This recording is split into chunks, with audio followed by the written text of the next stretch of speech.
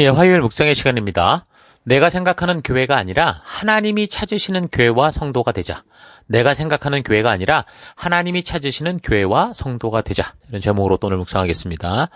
자, 어제 우리는 바울이 원했든 원하지 않았든 디모데와 디도를 이제 각자의 성격과 기질에 맞는 그 지역의 목회자로 세워서 교회를 섬기게 했던 것을 생각해 봤습니다. 중요한 것은 이제 함께 섬기는 자들의 성격과 기질이 어떠하든지 분명히 어떤 사람이라도 생명이 생명을 낳는 교회와 성도된 삶, 그러니까 영적인 아비로서 살아가는 삶을 살았다라는 겁니다. 그래서 우리가 섬기는 이 교회 현장에서도 각 성격과 기질에 맞는 어떤 셀들을 잘 연결하는 것도 중요하지만 더 중요한 것은 우리의 부모님들이 각자 다른 기질과 성격을 가졌어도 가정을 이루고 부모님의 역할을 하셨던 것처럼 우리 또 영적인 가정에 우리도 모든 성도들이 영적인 부모가 되어 우리에게 주신 이 영혼을 책임지는 생명을 낳는 생명이 되고 그 생명을 바르게 자라서 또 하나님의 뜻에 맞는 그런 하나님의 가슴을 품은 새 언약 백성으로 만드는 이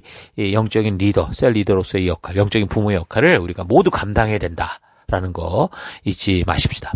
자, 어쨌든 그레테 교회 속에 거짓된 주장을 하는 그 율법주의자들이 있었다 그랬는데 이런 할례와 율법주의적인 현상은 지금 바울의 선교 초기부터 유대인들이 있는 곳에서 계속 발생하던 문제였죠. 그러니까 유대 율법주의적 주장, 정확히 말하면 장로들의 유전을 여전히 따라가야 된다라는 주장이었을 건데 그런 주장들이 초대교회 시작에서부터 계속 그 교회들 곳곳에 이제 지속되고 있었고 왜냐하면 바울이 가장 이 복음을 전할 첫 번째 대상은 물론 이방인의 사도였으나 그는 항상 유대인 회당을 찾아갔잖아요. 이 역사를 아는 사람에게 먼저 그리스도가 왔다고 알려야 되는 거니까. 그래서 대체로 이제 그렇게 역사를 아는 사람들이 그리스도가 오심을 알고 믿고 이제 그렇게 이제 교회에 어떤 이제 중요한 역할들을 하고 또 더불어서 이방인들까지도 이제 이렇게 한 교회를 이루는 그런 상태였었잖아요. 그러니까 이제 그런 사람들이 그래서 섞일 수밖에 없었는데 그래서 초대교회 교회들 속에는 항상 이런 유대인들이 함께 있었었는데 근데 이제 이 사람들이 이렇게 유대 율법주의적인 그 이 전통 삶을 계속 이제 옳다라고 이제 주장하고 증명을 하는 그런 일들로 자꾸 나아가게 된 거죠. 그러기 위해서 제가 볼 때 이제 그 영지주의적인 그 당시에 어떤 그 해석들, 그리스도를 보는 그런 어떤 다른 각도, 해석하려는 그런 다른 시도 이런 것들을 해서 결국은 이 유대 율법주의자들을 중심으로 그 영지주의적인 해석들도 그렇게 사용되었을 거다. 그렇게 생각을 합니다. 왜냐하면 일단 그 영지주의적인 해석이 그 헬라 철학의 기본을 바탕으로 두는, 그러니까 헬라 철학의 그 안목을 가지고 성경을 푸는 거였잖아요. 그러니까 하나님이 말씀해 주신 성경으로 성경을 풀어가는 게 아니라 성경의 안목, 하나님의 약속으로 성경을 풀어가는 게 아니라 세상의 철학과 세상이 바라보는 그런 안목에서 지금 성경을 풀어가려는 게 영지주의적인 해석이니까. 이제 그런 식으로 이 초대교회 안에 있는 유대인들이 율법주의를 주장하면서도 이제 그런 식으로 그리스도보다 더 필요한 게 있다라는 식으로 설명을 해가면서 문제를 일으켰다라고 봅니다. 요즘 신천지처럼 교회를 의도적으로 혼란하게 하고 무너뜨리려고 교회에 침투하는 게 아니라 이 초대교회들 속에 이제 영지주의자들 같은 경우는 뭐 일부러 뭐 그렇게 교회를 파괴하기 위해서 들어온 게 아니라 근데 이제 이 사람들은 결국 계속 존재했고 그래서 자꾸 교회 안에서 이런 문제가 발생을 했단 말이죠. 그 왜 그랬을까 생각해 보면 그러니까 율법주의자들이 일단 주장하는 게 결국은 뭐 금식이나 뭐 금욕적인 그 이 장로들의 유전에 따르는 그런 방법들을 추구하게 되는 거죠. 그러니까 뭔가 종교적인 어떤 냄새가 나야 된다 그 말입니다. 그래서 자신들이 이것이 옳다라고 추구하는 방법을 다른 교인도 인정을 하고 따라올 수 있게 하려고 좀 전에 말한 것처럼 그 당시 헬라 철학의 그 어떤 그 이 안목을 가지고 육체와 영혼을 막 이분법으로 이중적으로 해석을 하고 그러다 보니까 결국 완전한 육체로 오신 예수님이 과연 그 거룩한 하나님이 그 부패한 이런 육체 쪽에 거할 수 있냐? 그럴 수 없다. 이래가지고서 이상한 초기 이단들이 나왔었다고 그랬죠. 그래서 이제 성도들이 혼란을 주는 그런 주장을 했을 거라는 거죠. 그래서 결국 이들이 주장하는 그런 식의 주장은 어떤 결과를 초래했느냐. 자꾸 성도들로 하여금 다른 구원의 대안이 더 필요한 거구나라고 생각을 하게 해서 예수가 그리스도시요 하나님께 나아가는 유일한 길과 진리요 생명이라고 하는 이 복음에서 자꾸 이 사람들을 빗나가게 하는 그런 문제들이 발생하게 된 겁니다.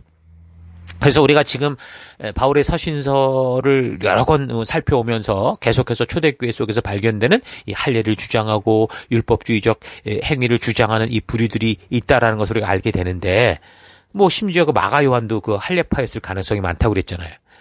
근데 저들이 왜 예수를 믿노록 하면서도 교회 안으로까지 이렇게 들어와서 예수가 그리스도다라는 걸 믿으면서도 왜 율법주의적인 것을 자꾸 추가해서 해석을 하려고 주장을 했는지 우리가 그 이유는 좀 생각해 볼 필요가 있죠. 그러니까 이런 율법주의적으로 생각하는 일들은 늘 말하지만 일단 사람들 마음속에는 하나님이 창조한 그런 창조의 법칙이 있죠. 뭐요? 인과응보의 법칙이 항상 우리 안에 있습니다. 그래서 그런 법칙 안에 살아가는 사람들이라면 누구나 다 타당하게 합당한 어떤 대가를 치러야 우리가 합당한 그런 어떤 결과를 얻을 수 있지 않느냐.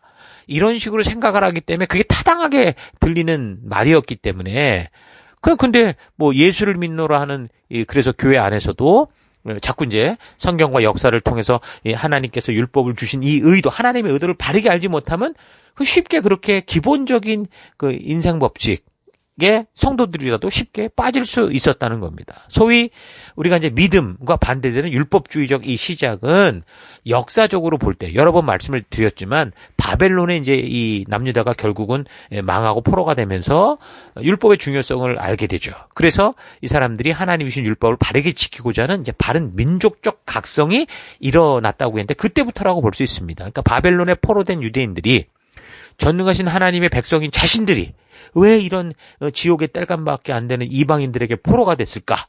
이 이유에 대해서 깊이 고민하며 찾아낸 결과가 뭡니까? 율법을 지키지 않았기 때문이구나라는 걸 알았죠. 왜냐하면 뭐 레위기나 또 신명기에 보면 너희가 지키지 않을 때 이런 일을 당할 거라고 분명하게 좀 언급을 하고 있기 때문에 이게 결국은 율법의 문제였구나라는 걸 알게 됩니다.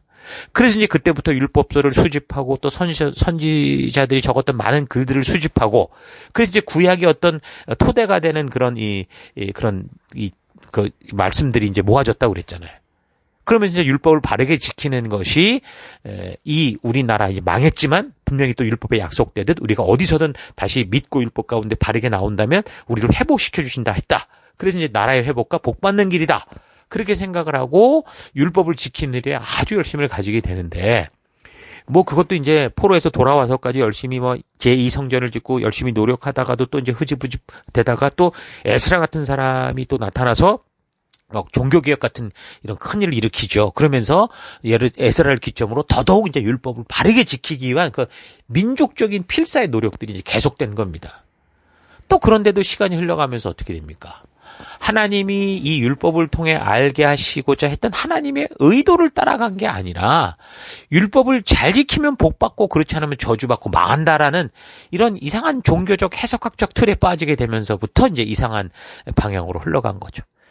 그래서 이제 백성들로 하여금 어쨌든 율법을 지켜야 한다. 우리가 그래야 산다. 그래야 복받는다. 이래가지고 조금이라도 이 실수를 줄이고 율법을 잘 지키도록 하기 위한 이 방법론에 집착을 하게 되는데 그래서 이제 하나님 주신 이 말씀, 이 레위기와 신명기, 이 율법서를 가지고 이제 설명을 붙이고 이제 막 이걸 잘 지키겠다고 이제 막 여러 가지 이제 그 조건들이 나오기 시작했습니다. 그 방법론들이. 그게 바로 역사적으로 보면 그런 결과가 바로 탈무드나 미시나 같은 그런 장로들의 유전 인 거죠.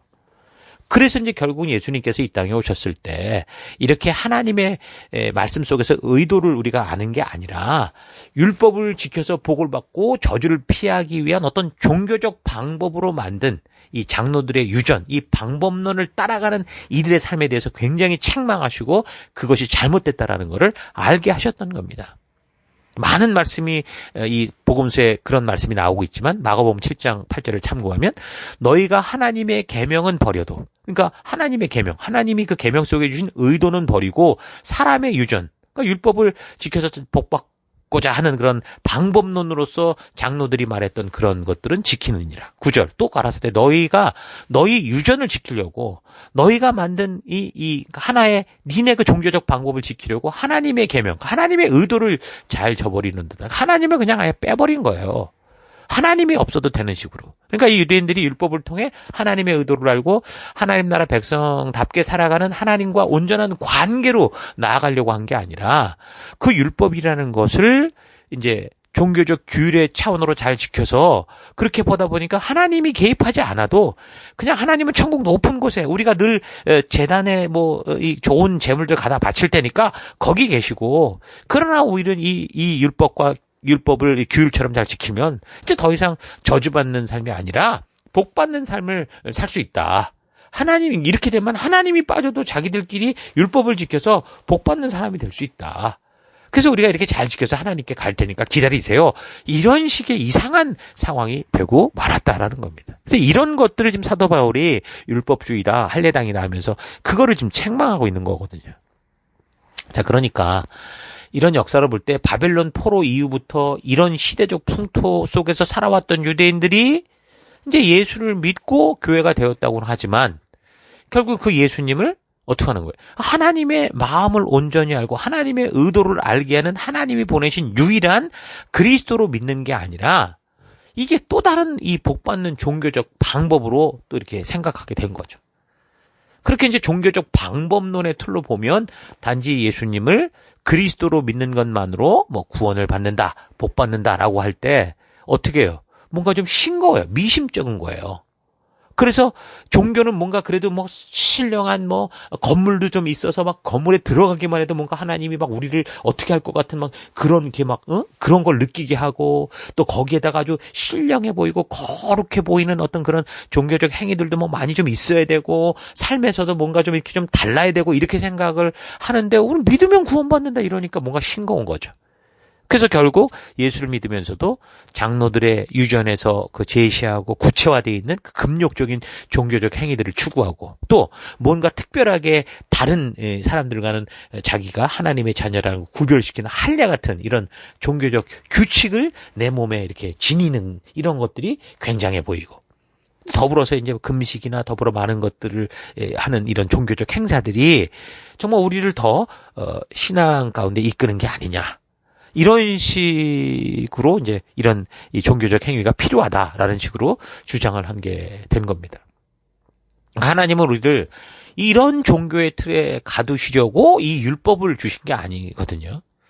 우리로 하여금 이런 종교적 율법에 빠지지 않고 자유케 하시려고 하나님이 주신 그 인격적 자유를 누리며 우리가 살아가는 어느 곳에서든 우리가 서로 함께 사랑하며 하나님의 백성으로서 영원토록 우리 하나님과 동행하는 삶을 살아갈 수 있는 하나님 나라 하나님 백성의 방법으로 율법을 주신 겁니다.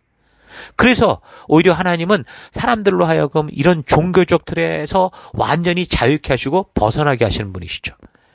그러니까 이런 종교적 틀은요, 기독교 안에서만 유대인들 안에서만 있는 게 아니에요. 지금 여기 불교나 어떤 종교를 봐도, 특히 이제 저기 어디 티벳이나 이런 데 보면요, 와, 거기는 정말 인간들이 정말 하루도 한 시간도 요 동남아시아에 있는 저 미신을 믿는 그런 나라들도 보면 그냥 온 생활이 다 그냥 미신에 얽혀져가지고 그냥 모든 게 다 종교화돼 있어요. 그 종교적 틀에서 벗어나지를 못하고 모든 명절은 거기 가서 그 거짓된 그 신들 앞에 늘 그냥 얽혀매고 그렇게 살아가는 게 그게 인생인 걸 보면, 지금 이렇게 그 다큐멘터리나 이런 걸 한번 여러분 봐보십시오. 야, 저렇게 살 수 있을까 싶을 만큼 정말 완전히 종교의 거룩함을 따라 살아가는 게 아니라 그냥 종교에 완전 매여서 그냥 마약처럼 중독돼서 살아가는 그런 모습을 볼 수 있어요. 그러니까 하나님이 종교를 통해서 사람들이 이렇게 얽혀져 매여질 수 있다는 걸 아셨기 때문에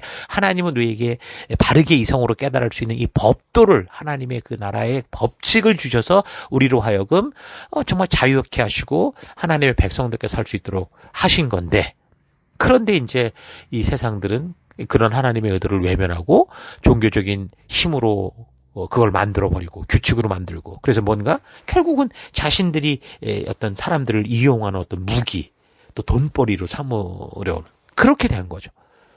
그래서 이제 하나님이 살아계시는 게 싫은 거예요.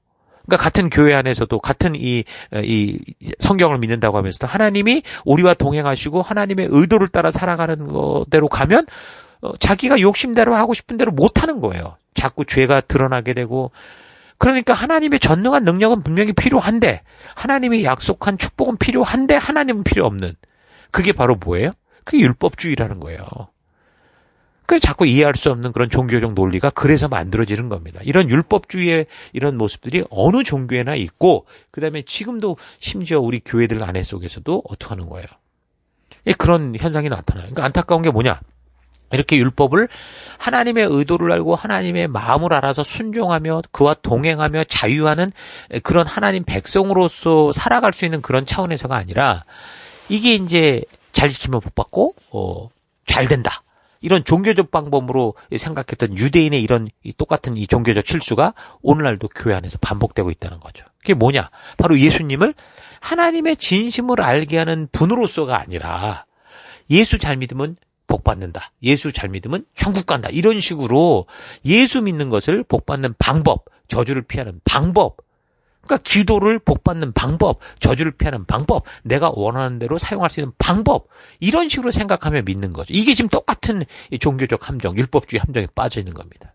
그렇게 되면 과거 유대인들이 율법을 가지고 하나님의 축복된 이 하나님 백성답게 살게 하는 하나님의 이 법도를 가지고 율법주의로 만들어버린 것처럼, 오늘날에도 예수 믿는 것을 가지고 뭐 지성이면 감천이다 이런 식으로 막 헌금을 강요하고, 뭐 하나님의 성전을 지으면 이렇게 축복을 줄 것이고 어쩌고 저쩌고 하면서 율법적 방법을 계속 덧입혀서 결국 성도들이 예수 믿으면 복 받고 잘 사는 방법으로서, 또 예수 믿고 우리가 기도만 하면 모든 게 내가 원하는 대로 할 수 있다라는 그런 차원에서 결국은 교회당의 노예, 종교의 노예로 만들고 마는 거죠.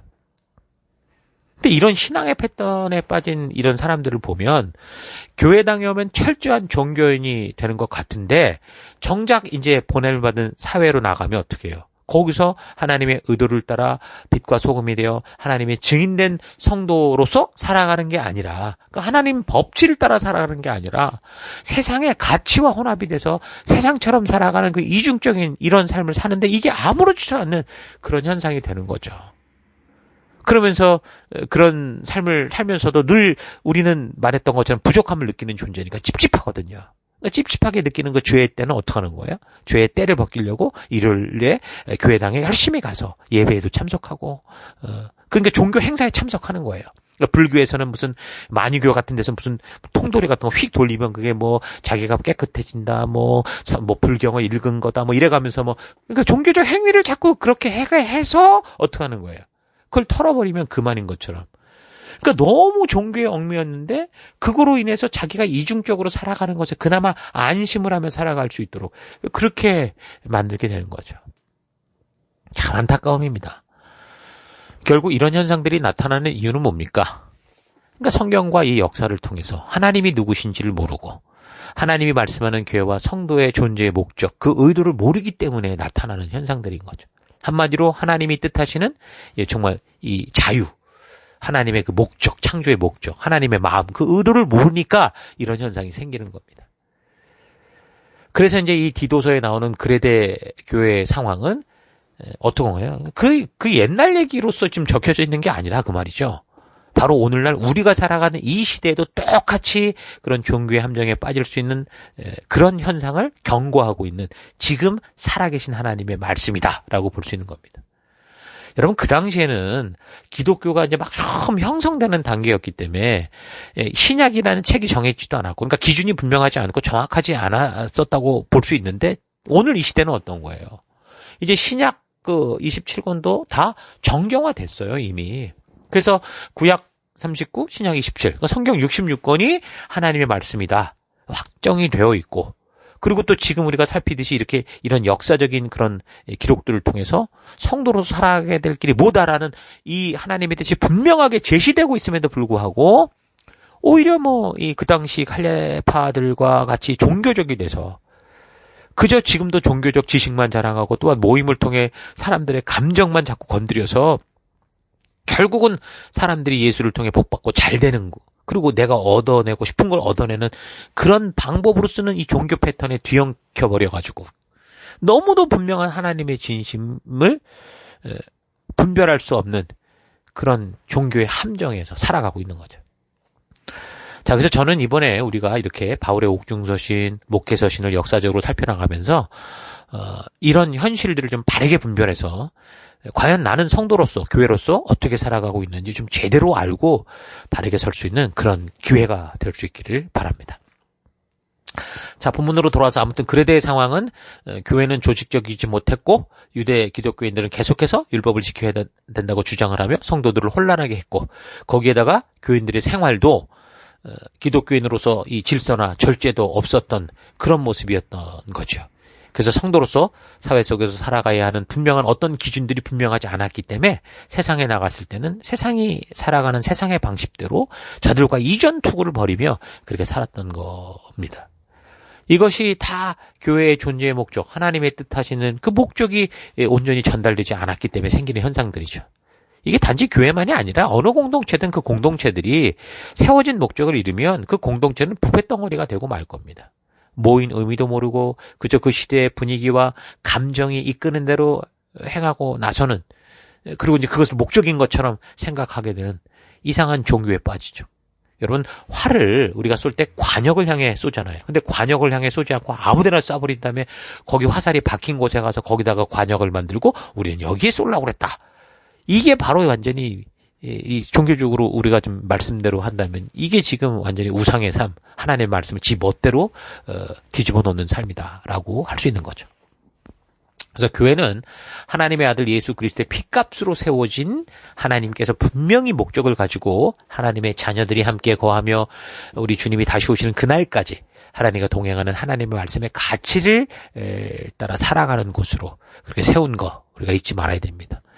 이 교회를 통해 예수 그리스도의 피로 산 생명들이 하나님의 진심을 마음에 바르게 새기게 돼서, 그래서 이제 이렇게 하나님의 뜻을 나는 그 백성들이 어느 시대에 태어나서 어떻게 살아가든지 우리 살아계신 하나님을 그 시대 속에서 전하고 알리고 그 나라와 민족과 그 모든 열방 가운데 빛과 소금으로 심어가는 그런 우리가 되어야 되는 거죠.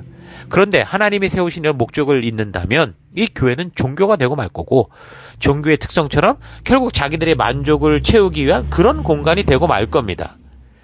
그래서 교회 안에서 성경에 나오는 각종 단어들을 쓰고 뭐 성경에서 말하는 뭐 제사 예배를 드리는 것 같고 또 성경을 통해서 명한 규례와 법도를 따르는 것 같아 보이지만 하나님의 진심이 빠져버린, 하나님의 목적이 빠진 이런 모든 행위들은 결국 어떻게 되는 거예요? 외식하는 결과를 낳게 되죠.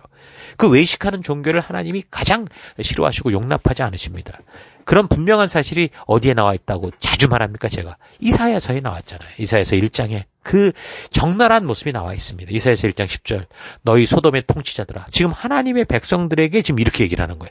너희 소돔의 통치자들아, 주의 말씀을 들어라. 너희 고모라의 백성아, 우리 하나님의 법에 귀를 기울여라. 주께서 말씀하신다. 무엇하러 나에게 이 많은 재물을 바치느냐. 나는 이제 수량의 번제물과 살찐 짐승의 기름기가 지겹고 나는 이제 수송아지와 어린 양과 수염소의 피도 싫다. 너희가 나의 앞에 보이러 오지만 누가 너에게 그것을 요구했느냐. 나의 뜰만 밟을 뿐이다. 다시는 헛된 재물을 가져오지 말아라. 다 쓸모없는 것들이다. 쓸모없는 것들이다. 분양하는 것도 나에게는 역겹고 초하루와 안식일과 대회로 모는 것도 참을 수 없으며 거룩한 집회를 열어놓고 못된 짓도 함께하는 것을 내가 더 이상 견딜 수 없다. 이사야서 1장에 적나라하게 얘기하거든요. 그러니까 지금 이 예루살렘에서 드려지는 이 정통적인 제사, 하나님이 하라 하셨던 제사에 대해서 하나님은 지금 이사야 선지자를 통해서 이렇게 지금 어떤 무서운 말씀을 하고 계시는 거죠. 하나님의 목적, 하나님의 진심이 빠진 예배, 그런 교회 활동, 그런 봉사는, 그런 기도는 그게 아무리 화려해도 수많은 사람들이 모이고 엄청난 예물이 바쳐지고 40일 금식에 뭐 어쩌고 저쩌고 뭐 40일 새벽에 뭐 한다고 하더라도 하나님께서는 더 이상 받으실 수 없는 그런 모임이 되고 마는 겁니다. 그래서 교회는 하나님의 목적이 이끄는 그런 교회가 되어야 되는 거예요.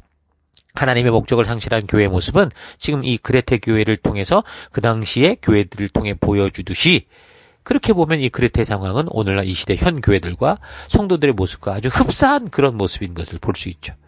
그때는 기독교가 처음 형성되는 단계라 아까 말한 것처럼 뭐 정확하진 기준도 없이 그렇게 몰라서 그랬다 하지만 오늘 이 시대 우리는 모든 걸 다 알고 있는 이런 우리가 그렇게 살 수는 없는 거죠. 지금 너무도 교회 건물들은 좋고 많아졌고 예배 방법도 훨씬 풍성해졌고 화려하고 거룩하고 그럴듯해 보이는데 그 안에 정말 하나님께서 원하시는 신령과 진정으로 드리는 예배들이 있는지 여러분 이건 우리가 좀 심각하게 되돌아봐야 됩니다. 지금 교회가 북적거리고 뭔가 행사도 많고 많은 사람들이 모여서 뭔가 종교적인 일을 한다고 해도 이사야 선지자를 통해 이스라엘을 향해 이 일갈하시는 것처럼 하나님의 목적이 빠진 그런 인간들의 잔치, 더 나아가 하나님의 이름을 빙자한 우상 숭배를 그렇게 우리가 열정적으로 하고 있을 수도 있죠. 그래서 바울은 이 마케도니아, 아가야, 이 헬라 지역의 교회들을 보면서 또한 소아시아 지역의 교회들을 돌아보면서 교회들이 하나님의 목적이 이끄는 대로 세워지지 않고 인간들이 원하고 만들고 싶은 교회들로 변질되고 타락하지 않도록 하기 위해서 다른 지역과 다를 바 없는 문제를 보이고 있는 이 크레테 지역의 디도를 향해서도 진정한 교회가 되기 위한 그런 조언을 하는 겁니다. 이제 편지 내용의 정황으로 볼 때 디도가 머물렀던 크레테는 그 정도가 굉장히 심했던 것을 알 수 있죠. 그래서 바울이 에베소에 이 디모데에게 보낸 디모데전서 같은 경우는 건전한 교리를 많이 강조하는 것 같았지만 디도서 같은 경우는 구체적인 행동, 너 이렇게 해라, 이렇게 교육해라 이런 것들을 많이 강조하는 걸 볼 수 있습니다. 그래서 이제 본 서신은 그레테의 교회가 하나님의 목적이 이끄는 그런 질서를 찾아야 할 필요가 있고 또 거짓 교사들과 적대자들을 논박하고 부도덕한 행위를 선한 행위로 대체해야 될 필요가 있는 상황 속에서 디도로 하여금 한 사도의 대리자로서 그의 권위를 단호하게 발휘할 수 있도록 그래서 힘을 북돋아주고 또 디도에게 이 장로 리더들의 자격과 교회의 여러 이 층의 사람들에게 기대되고 성도로서 살아갈 품행에 대한 세부적인 기준들을 상기시키기 위해서 이제 이 디도서를 기록하게 된 겁니다. 바울이 말해주는 생명을 낳는 생명을 세우는 리더라고 할 수 있는 이 장로나 감독, 집사 같은 사람들에게 요구되는 이 자격이 상당히 까다롭게 보이는 거는 세상의 사람들이나 이 초보 교인들의 경우 바로 리더들의 말과 그들의 삶을 통해서 하나님을 보게 되고 저들의 행동을 본받게 되기 때문이죠. 그러니까 교회의 성도가 리더가 목사가 살아가는 삶의 기준이 하나님의 말씀이 아니라 세상과 똑같다면 누가 하나님을 믿겠습니까? 특별히 우리가 다른 건 없다고 하더라도 분명 우리의 소속은 이 땅의 가치가 아니라 하늘에 속한 말씀의 가치를 따라가는 사람이다라는 이거를 알리는 건 굉장히 중요한 겁니다. 그렇게 하나님 나라가 있는 것을 보여주는 그런 확신과 삶이 있는 사람을 통해서 사람들은 하늘나라를 보게 되는 거고 하나님을 보게 되는 거죠. 그러니까 성도는 성경을 보면서 하나님을 만나지만 세상은 성도를 보면서 하나님을 보고 하나님 나라를 만날 수 있는 겁니다. 그래서 리더로서의 확실하고 강력한 조건이 요구되고 있는 거죠. 사실 조건이라기보다 하나님 나라의 성도로서 확실한 삶의 모습이 어떤 것인지를 알게 하는 거죠. 그런 진리를 보여하는 사람으로서 성도라고 해도 흠이 없을 수는 없지만 그래도 하나님의 용서와 사랑을 믿고 실패에도 회개하고 또다시 부름의 자리 하나님의 말씀의 가치로 돌이켜서 그 뜻대로 나아가고자 하는 그런 그 하나님의 백성으로서의 의지가 없다면 정말 우리는 이 진리 위에 바르게 설 수 없을 겁니다. 그래서 성도된 우리는 자신의 감정을 따라가지 않고 하나님의 말씀을 따라 하나님께서 우리에게 부탁하신 일들을 포기하지 않고 끝까지 말씀대로 행하는 성도가 되어야 됩니다. 그래서 이제 내가 생각하는 교회를 만들어서는 안 되고 하나님이 계획하셨고 하나님이 만드신 그런 교회, 그런 성도가 되어야 되죠. 자, 이런 사실을 우리가 알고 디도를 향해 펜을 들어야 됐던 이 바울의 심정을 통해서 우리 하나님께서 그 백성들, 그 머리 대신 교회를 어떻게 세우셨고 이루어 가시고자 하는가를 잘 분별해서 우리도 그런 믿음의 길을 걷는 여러분과 제가 됐으면 좋겠습니다. 자, 오늘 하루 나는 정말 하나님이 우리에게 계시하여 알게 하신 그 목적, 그 교회의 목적을 따라 그 그리스도가 머리 되신 교회의 몸된 성도로서 부르신 사명을 따라 말씀의 가치대로 순종하며 살고자 하는지 아니면 이 교회를 통해 하나님이 내가 바라는 대로 막 이루어주기를 바라고 또 내가 생각하고 원하는 바대로 이 세상을 움직여주기 바라면서 나의 흔들리는 감정을 맞춰주고 또 안정을 주는 그런 곳으로만 생각하고 살고 있지는 않은가 좀 차분히 되돌아보십시다. 목회 서신을 통해 보여주는 교회의 모습, 리더의 모습 속에서 우리는 어떤 성도로 살아가야 되는지를 볼 수 있는데 과연 나는 교회를 어떻게 생각하고 있었고 성도라는 신분을 어떻게 생각하고 있었는지 다시 한번 되돌아볼 수 있기를 바랍니다. 많은 사람들이 교회로 나오게 되는 이유들은 다 다릅니다. 그런데 대부분의 공통점은 그러니까 자기가 느끼고 깨달은 자기의 이야기가 대부분이지 하나님께서 우리에게 보여주신 그 교회, 그 성도로서의 부르심에 대한 건 사실 잘 모르거든요. 그래서 대부분 자기 간증, 그것도 모든 것이 자기식으로 해석된 그런 이유를 가지고 교회로 옵니다. 근데 이제 그런 것도 사람을 교회로 인도하시고자 하는 하나님의 크신 섭리 중에 하나라고 봐요. 심지어 자기가 하나님을 찾았다고 하는 사람도 있거든요. 기가 막힌 말인데, 말도 안 되는 말인데 그런 사람들이 있어요. 그래도 하나님은 받아주십니다. 괜찮다고 그러세요. 왜냐하면 일단 그렇게라도 교회를 찾아오고 하나님의 말씀 앞으로 나올 수 있기를 기대하고 소망하시기 때문이죠. 그러나 이제 그렇게 이제 우리가 교회가 됐을 때, 그때는 이제 하나님의 진심을 바르게 알아서 하나님이 기대하셨던 꿈과 또 하나님이 이 인류의 창조로부터 사람들의 반역 가운데서도 어떻게 그 뜻을 이루어 오시는지를 깨닫기 원하시는 겁니다. 그러니까 내가 생각했던 교회, 성도의 그런 모습이 아니라 하나님이 생각하셨던 교회, 창조주로서 조물주로서 하나님이 창조하신 성도의 모습, 그 모습으로 자라고 성장하기를 원하시는 거죠. 율법주의라는 게 결국 하나님의 뜻대로 생각하고 하나님의 의도대로 살려고 하는 게 아니라 자기의 생각대로 자신이 원하는 하나님을 만들어서 그 하나님께서 주신 말씀들을 자신들의 만족과 유익을 위해 이용해서 살아가는 게 율법주의거든요. 십계명의 첫 번째, 두 번째, 세 번째 계명을 그러니까 처음 시작부터 이 계명을 어김으로 인해서 하나님이 이끄시고 인도하시는 방향과 완전히 엇나간 그런 우상숭배의 길을 가게 되는 거예요. 그러면서 이제 자기만이 아닌 다른 사람들까지 그런 우상숭배와 죽음의 길로 이끌고 가는 거. 그러니까 이제 사도 바울이 이게 거짓 선지자다, 막 이러가면서 이제 책망을 하게 되는 거죠.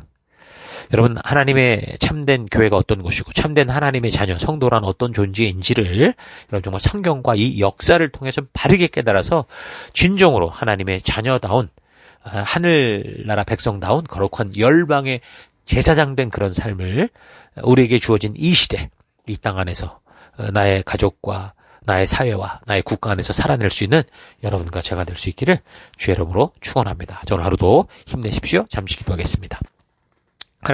하나님이 계획하셔서 나를 창조하셨는데 마치 내가 하나님을 창조한 것처럼 나를 중심으로 신이 존재해야 되는 것처럼 그렇게 살아온 것을 회개합니다. 교회가 있고 예배가 있어도 그 하나님의 뜻과 목적을 모른다면 이사야 선지자를 통해 토에 내치시겠다고 하셨던 그런 모습이 될 수 있다는 거 잊지 않고 바르고 온전한 하나님의 뜻이 이루어지는 예배와 삶을 살아가기 원합니다. 교회 안에서 사랑이라는 것 때문에 아무렇게나 지내도 되는 게 아니라 그 사랑, 우리의 죄를 위해 죽으신 그 사랑이 주는 참된 의미를 바르게 알고 하나님의 말씀과 뜻대로 이 교회 안에서 살아가는 우리가 되길, 내가 되길 원합니다. 그래서 하나님, 우리가 분명히 이 부르심받은 이 교회 안에 살아갈 때 내가 생각하고 내가 바라고 내가 꿈꾸는 교회가 아니라 하나님이 창조하셨고 하나님이 찾으시고 하나님이 이끌어 가시는 그런 교회, 그런 성도로서 나아가는 내가 되길 원합니다. 오늘도 그런 길 가운데 함께 하시고 인도하시는 하나님 감사드리고 예수님 이름으로 기도했습니다. 아멘.